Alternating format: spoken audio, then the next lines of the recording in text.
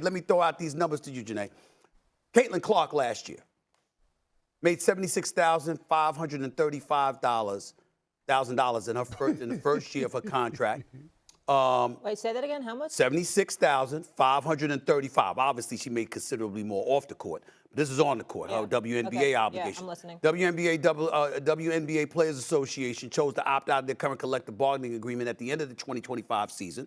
Lottery picks in 2025 will make $78,831 in their first season, $348,198 over the course of their 4-year deal. But once the new CBA is scheduled to kick in 2026, there's exponentially more dollars projected to be available to her. So she could, as Shannon pointed out, be looking to go back to college with an NIL deal that's going to get her more money, wait to go into the WNBA draft, and position herself to sign for exponentially more than she would be able to if she entered this WNBA draft. I appreciate those numbers. They're illuminating. What I want to know is the percentage based on the league's revenue. That's what we need to get. I'd like to know the comparison between the NBA, what they're bringing in, and the players. Let me tell you why that percentage versus the WNBA, the league's taking in. Let me tell y'all why. Hold on, Jenna. I'm going to come to you.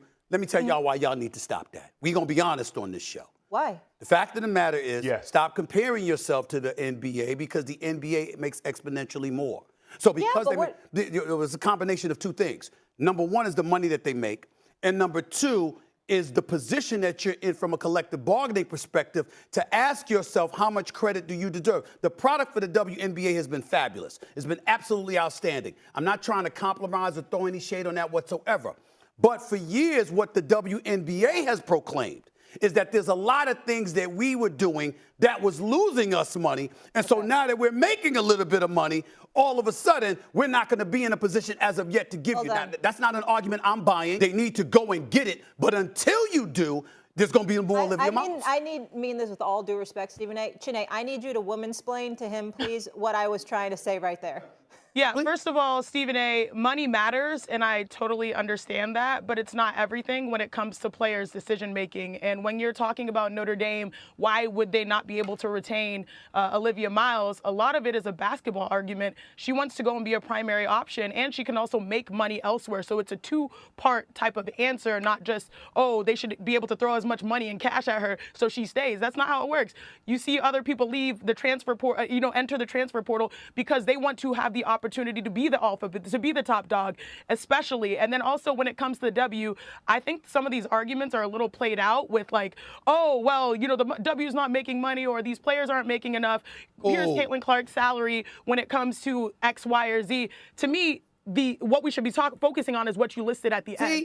The CBA, because there's going to be an opportunity. It's not just Olivia Miles that's making this decision because she's going to make more. If you look at most of the players in the current WNBA, their contracts, they're mostly on one-year deals because they all want to tap into the CBA money. So I think it's two-part. All right, hold on. Number one, it is two-part. I was getting on you for only mentioning the one part. I wasn't saying that you were wrong for mentioning the one part. I was saying there was another part to it, so since you didn't mention it, I added it. That's number one. Number two, I'm not against the WNBA players. I think they should get paid. I want them to get paid. But you know good and well, when that collective bargaining negotiation comes up, that tired old argument that you just alluded to is exactly what they're going to bring to the negotiating table. No, it's not. It's not.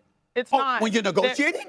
Yeah, when they're negotiating, they're looking at the revenue metrics, they're looking at the viewership, they're looking at the attendance, they're looking at the merchandising, and they want to collaborate with the league. And the reason why I know this is I used to be on the WNBA Players Association, and my sister's the president. So, I know what their vision is. They're not using those tired or old arguments. They want to work hand in hand with the league so that they can continue to grow. Got it. Appreciate your sister being in that position. Appreciate you knowing what you're knowing. I'm just some old dude that's been covering collective bargaining negotiations for 30 years, and I have never been a part of the negotiation, Shannon, ever in my life, nor have I seen a negotiation ever in my life when somebody comes to the negotiating table asking for what they believe that they deserve, and the other side as reprehensible, as foolish, as non-substantive as that argument may be, will not try to throw something into the negotiations to justify not giving you what you deserve. Correct. That's all I was saying.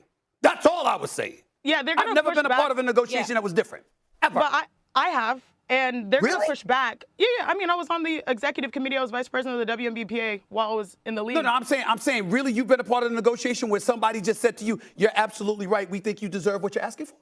No.